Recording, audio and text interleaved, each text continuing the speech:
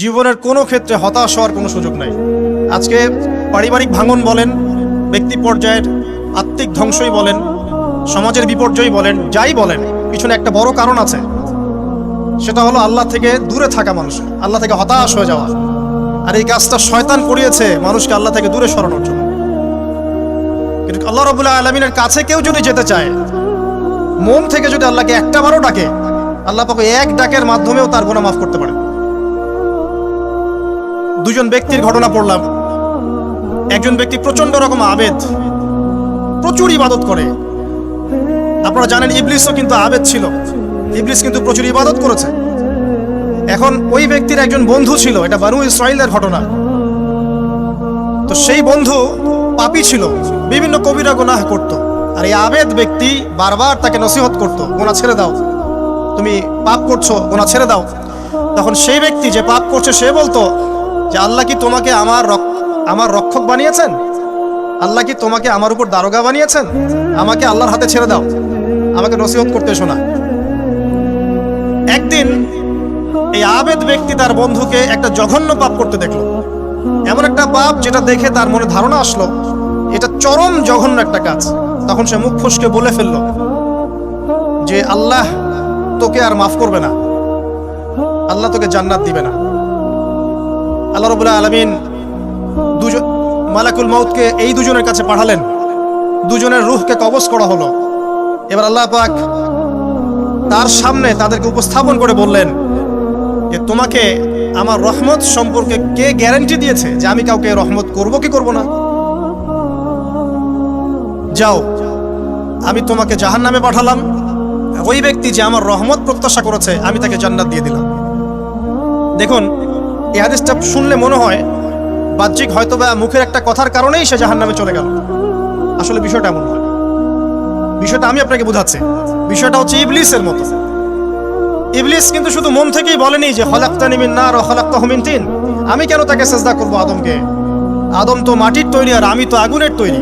এটা ইবলিসের শুধু মৌখিক স্টেটমেন্ট ছিল না, কারণ কি ছিল? আবা ওয়াস্তাকবারা, সে উদ্ধত হয়েছিল, অহংকার প্রদর্শন করেছিল। ভিতর থেকে ইন্টারনালি সে অহংকারী ছিল, সে আন্ডারএস্টিমেট করে কথাটা বলেছে, শুধু মৌখিকভাবে বলে নাই। কিন্তু ঠিক এই ব্যক্তির ঘটনা এমনই, সে মন থেকে অহংকারী হয়ে উঠেছিল, যদিও বা সে আবেদ ছিল। এখানে আমরা যারা প্র্যাকটিসিং মুসলিম হওয়ার চেষ্টা করছি, আমাদের জন্য এখানে নিদর্শন আছে।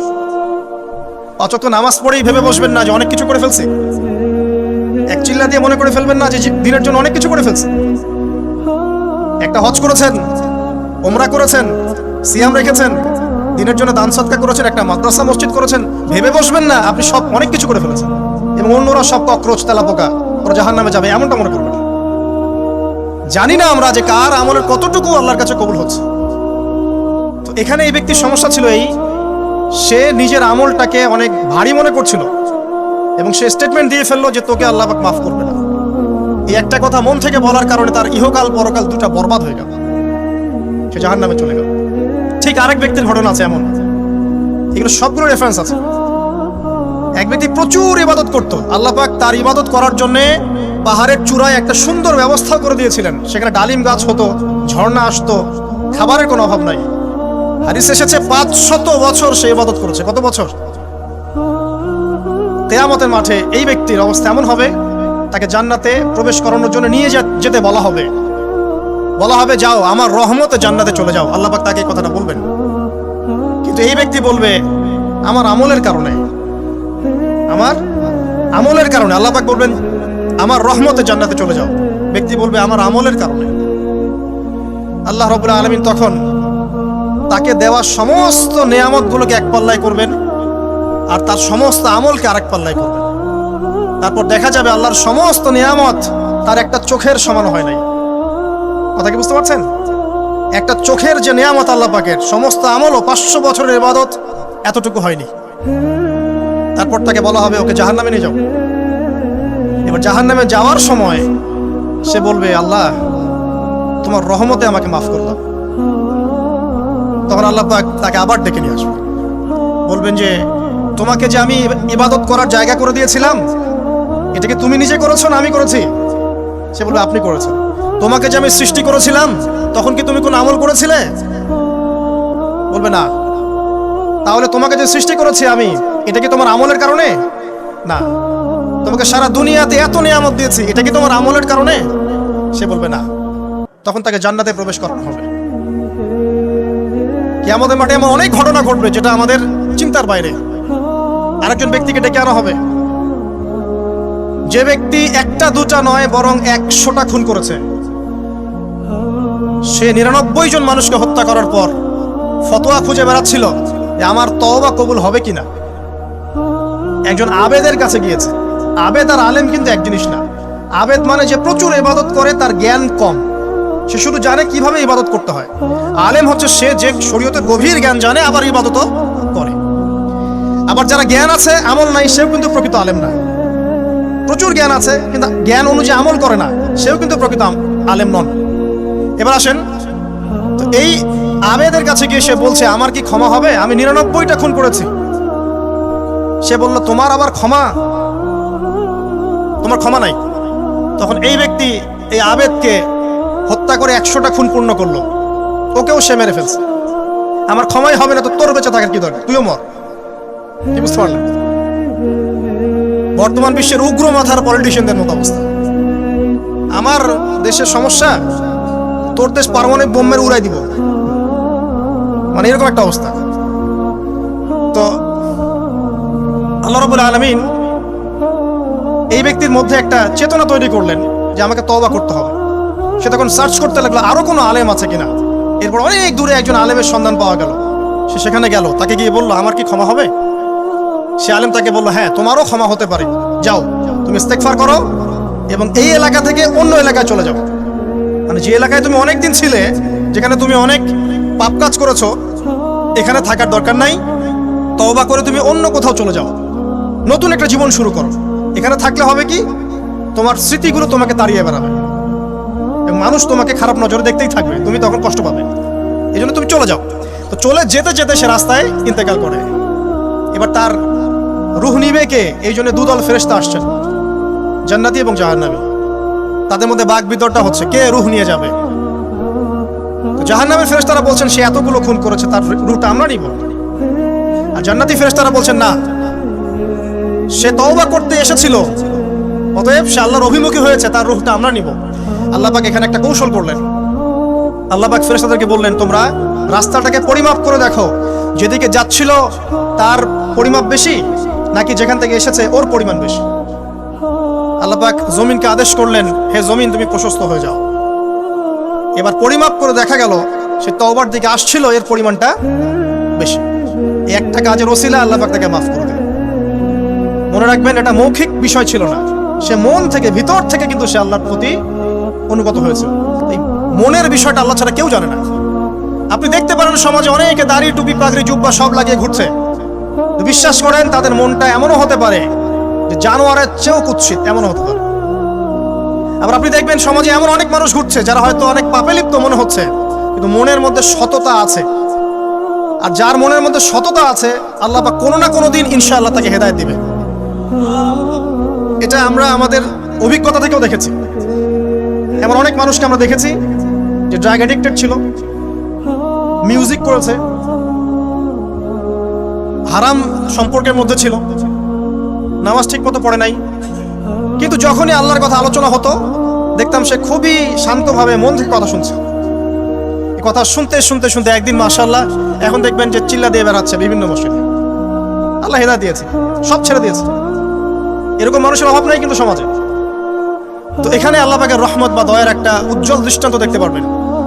ঠিক এরকম আরো একটা ঘটনা আছে বনু ইসরাইলের। এক ব্যক্তি এত পাপ করেছে যে শেষে মৃত্যুর সময় সে সন্তানদেরকে ডাকছে, ডেকে বলছে যে আমি যখন মারা যাব আমার লাশটাকে তোমরা কবর দিও না, যদি আল্লাহ পাক আমাকে ধরতে পারেন তাহলে খবর আছে আমার। কি করতে হবে? সে বলছে যে আমার দেহটাকে তোমরা পুড়িয়ে ফেলবে এবং পুড়িয়ে ফেলার পরে ছাইগুলোকে একত্রিত করবা, করে অর্ধেক ছাই সমুদ্রে ভাসিয়ে দিবা, অর্ধেক ছাই বাতাসে উড়িয়ে দিবা। সন্তানরা তাই করলো। মৃত্যুর পর আল্লাহ পাক এই সমুদ্র এবং জমিনকে বাতাসকে আদেশ করলেন যে তোমরা ছাই জড়ো করে দাও। আর মানুষ আর জিন আল্লাহর কথা না শুনলেও এই প্রকৃতি আল্লাহ পাকের কথা শোনে। বিজ্ঞান বলে প্রকৃতি থেকে সব হচ্ছে। কি প্রকৃতি? প্রকৃতি কি, কাকে বলে? মানুষকে আল্লাহর ইবাদতকে বাদ দিয়ে প্রকৃতি পূজায় নিয়ে গেছে। এই পুরো প্রকৃতি আর মহাবিশ্ব এক আল্লাহর ইবাদত করে। কে সৃষ্টি করলো প্রকৃতি? প্রাকৃতিক ভাবে হয়েছে সবকিছু বলে, আল্লাহ থেকে হয়েছে বলা যাবে না। বললে আপনি মৌলবাদী হয়ে যাবেন। আল্লাহ শব্দ ইউজ করলে আপনি মৌলবাদী হয়ে যাবেন। ধর্মতাত্ত্বিক শব্দগুলোকে আস্তে আস্তে উঠিয়ে দেওয়া হয়েছে। দেখবেন যুক্তি, বিজ্ঞান, দার্শনিক শব্দগুলোকে আনা হয়েছে। এটাও টেকনিক্যালি করা হয়েছে। কোন সেকুলার মিডিয়াতে আপনি দেখবেন না ইনশাআল্লাহ বলছে। ইনশাআল্লাহ প্রমাণ করবে যে আপনি আস্তিক না নাস্তিক। তো প্রকৃতিকে আল্লাহ পাক আদেশ করলেন, এই সমুদ্র ছাই জড়ো করো, এই বাতাস ছাই জড়ো করো। তারা ছাই জড়ো করে দিল।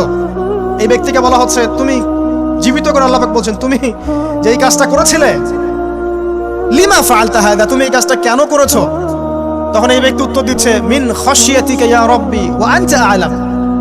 হে আল্লাহ, আমি আমার বুঝে যা এসেছে আপনার ভয়েই আমি এই কাজটা করেছি, আর আপনি খুব ভালো করেই জানেন যে আমি আপনার ভয়ে করেছি নাকি অন্য কোনো কারণে করেছি। মানে আপনি আমার মনের কথা জানেন। আল্লাহ পাক তাকে মাফ করে দিলেন। আপনাদেরকে আমি সেই ব্যভিচারী মহিলার কথাও মনে করাই। ওই মহিলা, যে ব্যক্তি একজন যৌনকর্মী ছিল, বা যেটা আমরা বলি ব্যভিচারিণী মহিলা ছিল, একটা কুকুরকে দেখেছে সে পানি পান করার জন্য তৃষ্ণার্ত। সে এটাতে মায়া করে, দয়া করে তার মোজাটাকে নামিয়ে এই কূপ থেকে পানি উঠিয়ে কুকুরকে পান করিয়েছে। এই একটা কাজের বদৌলতে আল্লাহ রাব্বুল আলামিন এই ব্যভিচারী মহিলাকে মাফ করে জান্নাত দিয়ে দিয়েছে। হাদিসে এটাও এসেছে, নবী সাল্লাল্লাহু আলাইহি ওয়াসাল্লাম বলেছেন, ইরহামু মান ফিল আরদ, তোমরা সবাই জমিনবাসীর প্রতি রহম করো। জমিনে মুসলিমই থাকতে হবে, তাদের প্রতি রহম করতে হবে এমন নয়, জমিনবাসী যারাই আছে সবার প্রতি রহম করো, জাতি, ধর্ম, বর্ণ নির্বিশেষে। এমনকি পশু পাখির প্রতিও দয়া করো। ইরহামু মান ফিল আরদ, জমিনে যারা আছে সবার প্রতি রহম করো। ইয়ারহামুকুম মান ফিস সামা, যিনি আসমানে আছেন তিনি তোমাদের প্রতি রহম করবেন ইনশাআল্লাহ। ইসলাম এই কথাগুলো বলেছে 1400 বছর আগে। আজকের এই বিশ্বের সোকল্ড এই মডার্ন বিশ্বে, যেখানে মানুষের রক্তের কোনো দাম নাই, সেখানে ইসলাম পশু পাখির অধিকার নিয়ে কথা বলেছে 1400 বছর আগে। কাদেরকে কি শেখাতে আসেন? কোরআন এবং সুন্নাহর বাইরে অভ্রান্ত সত্যের কোনো উৎস আছে? এখানে যা আছে তাই চূড়ান্ত। মানতে চাইলে মানেন, না মানতে চাইলে জাহান্নামে যান। কেউ তো বাধ্য করছে না। লাকুম দীনুকুম ওয়ালিয়া দীন। আল্লাহ পাকের রহমত দেখেন। আরেকটা ঘটনা আছে এমন, একটা বিড়ালকে বেঁধে রেখেছিল এক মহিলা, খাবার দেয় নাই, কষ্ট দিয়েছে। একটা বিড়ালকে খাবার না দিয়ে কষ্ট দেওয়ার কারণে এই মহিলাকে আল্লাহ পাক জাহান্নামে পাঠিয়েছে। এরকম কত ঘটনা আছে। এই ঘটনাগুলো হাদিসের পাতায় বর্ণিত আছে। কোরআনে কি বলছে দেখুন। কোরআনের আমি কয়েকটা পয়েন্ট আপনাদেরকে খালি বলছি। এটা নিয়ে আমি সকালে ভাবছিলাম।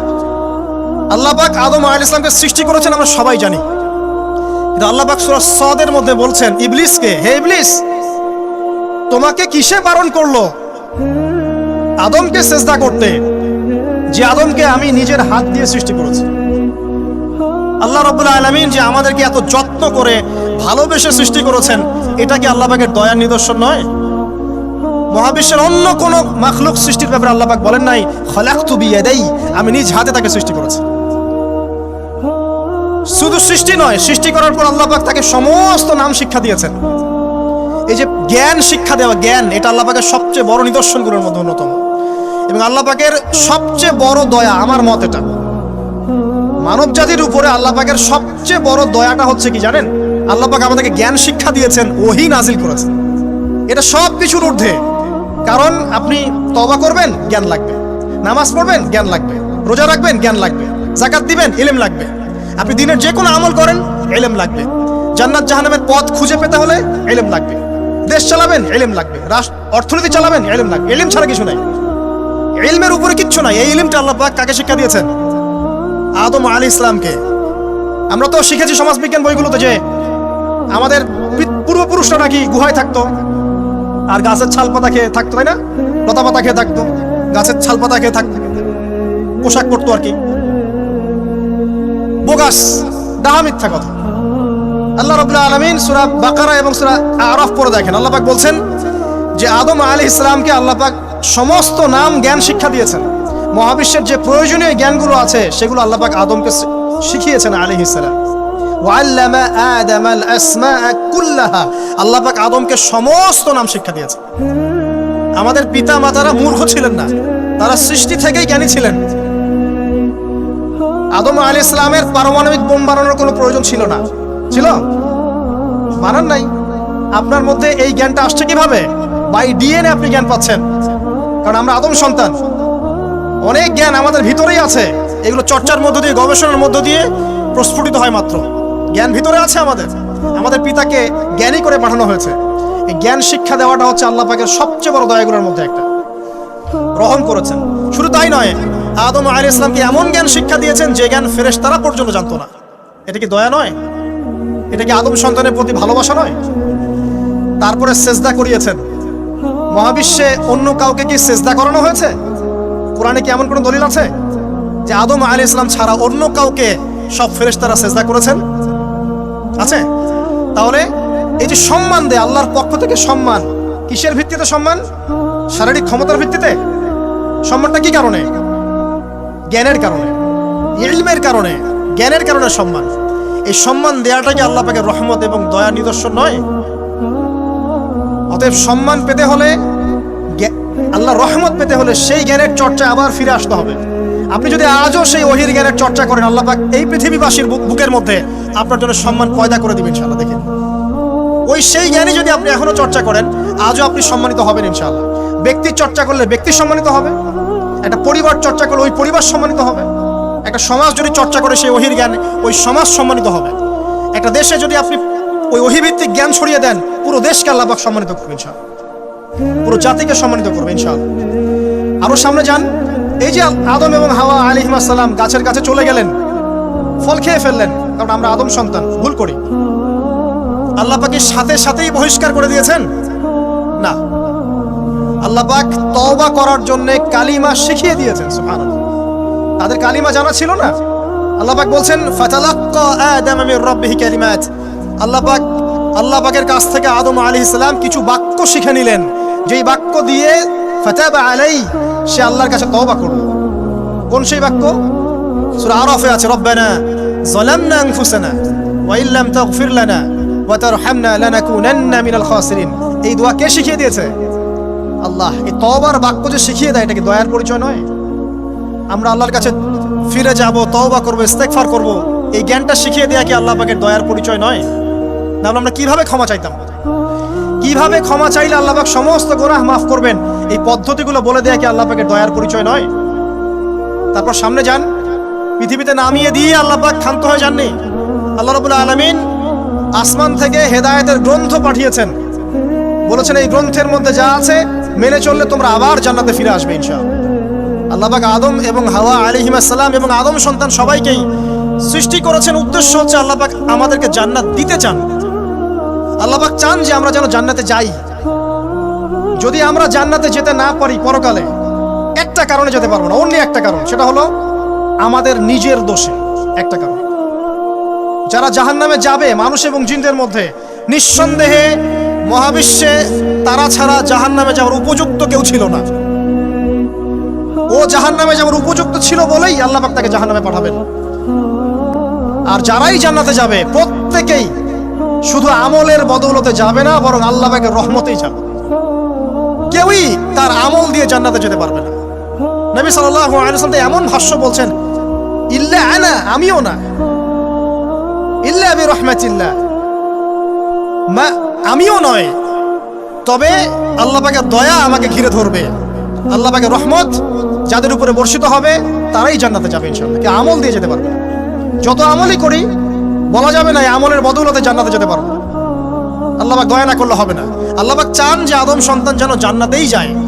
এই কারণেই সৃষ্টি করা, এই কারণেই আপনার ওহীভিত্তিক গ্রন্থগুলো পাঠানো, এই কারণে নবী রাসূল পাঠানো, আলেম ওলামা সৃষ্টি করা, মানুষকে সতর্ক করা, হায়াত দেয়া, বারংবার জীবনে চলতে ফিরতে আপনাকে এলান করা হয় আল্লাহর পথে ফিরে আসেন, আল্লাহর পথে ফিরে আসেন। এলান করা হয় না? বিপদ দিয়ে আপনাকে এলান করা হয় আল্লাহর পক্ষ থেকে। আপনি চলতে পথে হোঁচট খান, আল্লাহ আপনাকে অ্যালার্ম দেন, ফিরে আসো। চলছেন বিপথে, আল্লাহ পাকে অ্যালার্ম দেন, ফিরে আসো। আল্লাহ পাকের পক্ষ থেকে কিন্তু এগুলো আসে।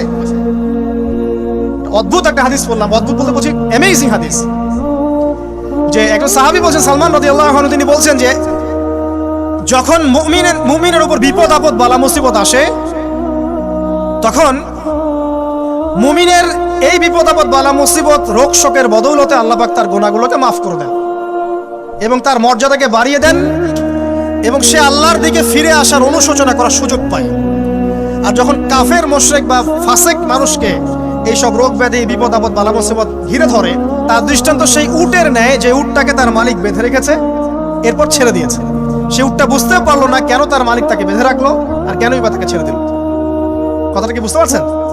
যারা আল্লাহ দ্রোহী তাদের উপর যখন বিপদ আপদ বালা মুসিবত আসতে থাকে তারা বুঝে না যে কি জন্য আসলো আর কেন চলে গেল। কিন্তু মুমিন ব্যক্তি যারা মুসলিম আল্লাহর অনুগত, তাদের বিষয়টা হচ্ছে এমন বিপদ আপদ বালা মুসিবত রোগ ব্যাধি তাদেরকে আল্লাহর দিকে ফিরিয়ে নিয়ে আসবে। দেখুন, এই যে পৃথিবীতে নামিয়ে দেয়া, এরপর আল্লাহর পক্ষ থেকে ঐশী গ্রন্থগুলো পাঠানো, নবী রাসূল পাঠানো, আলেম ওলামা পাঠানো, আপনাকে হায়াত দেয়া, আপনাকে রিজিক দেয়া, এই শ্বাস নেওয়ার ক্ষমতা দেয়া, আপনাকে জ্ঞান বুদ্ধি দেয়া, বিবেক দেয়া। এই যে একটু আগে তেলাওয়াত করলো শুরুর আগে নবী মুসা আলাইহিস সালামের ঘটনা। বনু ইসরাইল একটার পর একটা অবাধ্যতা করেই গেছে, আল্লাহ পাক তারপরেও তাদের কাছে নবী পাঠিয়েছেন, নবী মুসাকে পাঠিয়েছেন। ফিরআউনের মতো জালেম শাসকের হাত থেকে বনু ইসরাইলকে আল্লাহ পাক উদ্ধার করেছেন। এটা কি দয়ার পরিচয় নয়? নবী মুসা আলাইহিস সালাম গাছের নিচে বসে আছেন, খাবার নাই, বাসস্থান নাই, কিচ্ছু নাই, বরং তার গায়ে একটা অপবাদ দেওয়া হয়েছে যে তিনি নাকি একজন মানুষকে খুন করেছেন, অথচ তার ইন্টেনশন সেটা ছিল না। তিনি একটা ঘুষি দিয়েছেন লড়াই থামানোর জন্য, ওই এক ঘুষিতেই সেই ব্যক্তি ডেড। এবার তিনি গাছের নিচে বসে দোয়া করছেন, রব্বি ইন্নী লিমা আনজালতা ইলাইয়া মিন খাইরিন ফাকির। আল্লাহ, আমি নিঃস্ব অসহায় হয়ে এখানে বসে আছি, তুমি আমার উপর তোমার যে রহমত পাঠাবে আমি তার ভিখারি হয়ে বসে আছি। দোয়া করার সাথে সাথেই ওই শুআয়ব আলাইহিস সালামের মেয়ে হেঁটে হেঁটে চলে আসলো। তিনি স্ত্রী পেলেন, তিনি শ্বশুর পেলেন, একজন নবী পরিবার পেলেন, বাসস্থান পেলেন, চাকরি পর্যন্ত পেলেন। 8 বছর তিনি রাখালি করেছেন শুআয়ব আলাইহিস সালামের ফার্মের মতো। দয়া মুহূর্তেই চলে আসবে, শুধু আল্লাহর দিকে অভিমুখী হলেই হয়, এগুলো দয়া। আইয়ুব আলাইহিস সালামের কথা মনে আছে না? দীর্ঘদিন রোগে ভুগছেন, চিকিৎসা হচ্ছে না, ভালো হচ্ছে না, শেফা হচ্ছে না। এখানে যারা আধ্যাত্মিকত্ব নিয়ে পড়াশোনা করেন, লেখালেখি করেন, তারা বলেছেন তাদের কিছু কিতাবের মধ্যে, রোগটা যখন এমন একটা পর্যায়ে চলে আসলো যে তিনি জিহ্বাটা নড়াতে পারছেন না, কারণ তিনি আল্লাহ পাকের জিকির করতে প্রচন্ড ভালোবাসতেন। এক পর্যায়ে রোগটা এমন একটা জায়গায় চলে আসলো যে জিহ্বাটা তিনি নড়াতে কষ্ট হচ্ছে। তখন গিয়ে তিনি বলছেন, রব্বি আন্নী মাসসানি আদ-দুররু ওয়া আনতা আরহামুর রাহিমিন। হে আল্লাহ, আমাকে কষ্ট স্পর্শ করেছে, আর তুমি তো ক্ষমাকারী, রহমকারীদের মধ্যে সর্বশ্রেষ্ঠ রহমকারী। আমি জিকির করতে পর্যন্ত পারছি না, আল্লাহ আমার রোগটা শেফা দিয়ে দাও। বলার সাথে সাথে আল্লাহ রাব্বুল আলামিন প্রস্রবণ ঝর্ণা তৈরি করলেন, এখানে গোসল করো, শেফা হয়ে গেল। এগুলো কি রহমতের পরিচয় নয়? এখানে এক্সট্রা স্কলার এমনও বলেছেন, আজকে আমরা যারা বাহ্যিক সৌন্দর্য নিয়ে বেশি গর্ব করি, আর কি আত্মিক সৌন্দর্যের চাইতে বাহ্যিক সৌন্দর্য নিয়ে যারা বেশি গর্ব করি, যদি আল্লাহ পাক আমাদের পোশাকটাকে পরিবর্তন করে দেন, আত্মাটাকে দেহের পোশাক দেন আর দেহটাকে আত্মার পোশাক বানায় দেন, তাহলে দুর্গন্ধে কি আমাদের সামনে আসতে যাবে না। কথা মনে বুঝতে পারছেন না? আইয়ুব আলাইহিস সালামের আত্মাটা ছিল পবিত্র, পরিশুদ্ধ, তার দেহের মধ্যে রোগ হয়েছিল। আর এই পুরো বিশ্বের ম্যাক্সিমাম লোকের মানুষের রোগ এখন আত্মায়, দেহে নয়। আবার বলছি, হয়তো বুঝতে পারছেন না। আইয়ুব আলাইহিস সালামের রোগটা হয়েছিল দেহে, বাইরে। তার আত্মা ছিল পবিত্র, পরিশুদ্ধ আত্মা। দেহের রোগের একটা পর্যায়ে যখন জিহ্বাটায় ইফেক্ট হলো, তখন জিকির করতে তার কষ্ট হচ্ছে, তখন তিনি দোয়া করছেন, আল্লাহ আমার এই রোগটাকে শেফা দিয়ে দাও। আর এখনকার পুরো জেনারেশন, এই সভ্যতার রোগ হচ্ছে ভিতরে আত্মায়। দেহের রোগের চাইতে তার আত্মার রোগটা বেশি। এখন এই আত্মাটাকে যদি দেহ বানিয়ে দেওয়া হয় আর দেহটাকে আত্মার পোশাক পরিয়ে দেওয়া হয়, দুর্গন্ধে কেউ সামনে আসতে চাবে না এখন। তাই আইয়ুব আলাইহিস সালামের সেই দোয়া এখন আমাদের বেশি করা উচিত। রব্বি আন্নী মাসসানি আদ-দুররু ওয়া আনতা আরহামুর রাহিমিন। আল্লাহ, আমাদের আত্মায় রোগ এসেছে, এটাকে তুমি শেফা দাও। দেহের রোগ লেস ইম্পর্টেন্ট, আত্মার রোগটা বেশি ইম্পর্টেন্ট। এরকম নিদর্শন কোরআনের পাতায় পাতায় ছড়িয়ে আছে। আসহাবুল কাহফ, পুরো সমাজ ওদেরকে মেনে নিচ্ছে না, গুহায় চলে গেলেন, ঘুম পাড়িয়ে দিলেন আল্লাহ পাক। 309 বছর। কত বছর? 309 বছর একটা দোয়ার বদৌলতে। তারা বলেছিল, রব্বানা আতিনা মিন লাদুনকা রাহমা ওয়া হাইয়্যি লানা মিন আমরিনা রাশাদা। আল্লাহ পাক শুধু ঘুম পাড়িয়ে রাখলেন না, তাদের মধ্য দিয়ে আল্লাহ পাক পুরো একটা সভ্যতাকে হেদায়েত করে দিলেন। যে সভ্যতা বিশ্বাস করতো না যে পরকাল বলে কিছু আছে, দাকিয়ানুস বাদশার সেই জুলুম থেকে আল্লাহ পাক এই 10 জন বা 9 জন যুবককে বাঁচালেন, ওদেরকে কিয়ামত পর্যন্ত কোরআনের পাতায় স্থান দিলেন। নিদর্শন বানালেন এবং তাদের মধ্য দিয়ে একটা পুরো সভ্যতাকে হেদায়েত দিলেন। সুবহানাল্লাহ। যেখানে যাবেন এই নিদর্শন। আর কার কথা বলবো? জুলকারনাইন, মনে আছে? কোন সূরা আছে জুলকারনাইনের কথা? সূরা কাহফ। আল্লাহ পাক তাকে এমন রহমত করেছিলেন যে মাশরিক মাগরিব মানে পূর্ব পশ্চিম পর্যন্ত তাকে রাজত্ব দিয়ে দিয়েছে। আজকে তো আমরা এই সামান্য একটু ক্ষমতা পেলেই আমাদের কেউ চেনে না, গায়ে হাতি দেওয়া যায় না, ঠিক আছে? মানে তখন সে নিজেকে মনে করে যে সে এই পৃথিবীর সবকিছু, বাকি মানুষ আর মানুষ না। ক্ষণস্থায়ী সামান্য একটু ক্ষমতা দিয়ে দেখবেন আমাদের অবস্থা খারাপ। আমাদের এই যে জীবন, আমাদের রিজিক, আমাদের পরিবার, আমাদের সুস্থতা, আমাদের জ্ঞান, আমাদের সমাজ বলেন, রাষ্ট্র, আমাদের অর্থনীতি, এই বিশ্ব, এই সব কিছুই একটা বিষয়কে কেন্দ্র করে টিকে আছে। শুধুমাত্র একটা বিষয়ের সাথে এই পুরো মহাবিশ্ব সম্পর্কিত। আমাদের জীবনের প্রতিটা বিষয় শুধুমাত্র এবং শুধুমাত্র আল্লাহ পাকের রহমতের উপর টিকে আছে। আল্লাহ পাকের রহমত আমাদের ব্যক্তি জীবন, পারিবারিক জীবন, আমাদের দেহ, আমাদের মন, আমাদের জ্ঞান, অর্থনীতি, ব্যবসা বাণিজ্য, আমাদের রাষ্ট্র, সব কিছুর মধ্যে শুধুমাত্র আল্লাহ পাকের রহমত দিয়ে ভর্তি। আল্লাহ পাকের রহমতের এত বিশাল সমুদ্র যেটা উপলব্ধি করার ক্ষমতা আমাদের নাই। আমরা যদি সবাই ঠান্ডা মাথায় একটাবার খালি ভাবতে বসি, সবাই যার যার জায়গা থেকে ভাবি যে আল্লাহ পাক আমাদেরকে কি কি রহমত দিয়ে রেখেছেন, কি কি নিয়ামত দিয়ে রেখেছেন। ওয়া ইন তাউদ্দু নি'মাতাল্লাহ লা তুহসুহা। তোমরা যদি আল্লাহ পাকের নিয়ামত গণনা করা শুরু করো, কোশ্চিন কালেও গুণে শেষ করতে পারবে না। আল্লাহ পাক সূরাতুল জুমারের মধ্যে বলেছেন, কুল ইয়া ইবাদিয়াল্লাযীনা আসরাফু আলা আনফুসিহিম।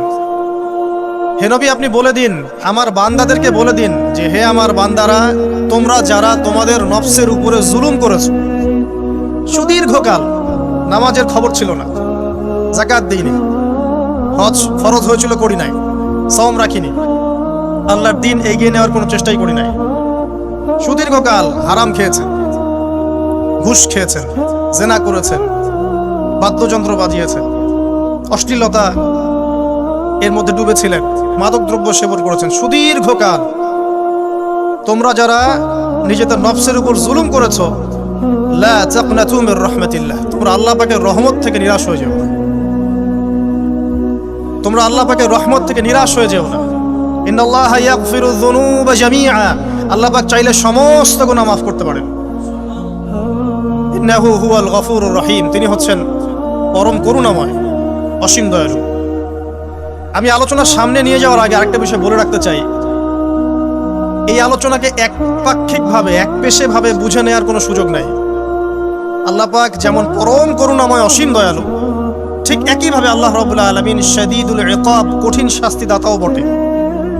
এই দুটো বিষয় মাথায় রেখেই আল্লাহর রহমতের আশাও করতে হবে এবং আল্লাহ পাকের গজবের ভয়ও করতে হবে। এর মাঝখানেই হচ্ছে ঈমান। এই জায়গা থেকে আলোচনা বুঝতে হবে। আল্লাহ পাক তৌফিক এনায়েত করুন, আমিন। আমাদেরকে আল্লাহ রাব্বুল আলামিন তার রহমত থেকে নিরাশ হতে বারণ করছেন। যে যত পাপ করেছে জীবনে, যদি একটা বার কেউ যদি আল্লাহ পাককে মন থেকে ডাকে, চোখ দিয়ে ঝরঝর করে পানি পড়ে, আল্লাহ পাককে বলে, সেজদায় গিয়ে পড়ে আল্লাহকে বলে, রব্বিক ফিরলি, আল্লাহ আমাকে মাফ করে দাও, তার মনের মধ্যে যদি সততা থাকে, মন থেকে যদি সেই কথাটা বলে থাকে, আল্লাহ পাক শুধু তাকে ক্ষমাই করবেন না, তার সমস্ত গুনাহগুলোকে আল্লাহ নেকি দিয়ে পরিবর্তন করে দেবেন।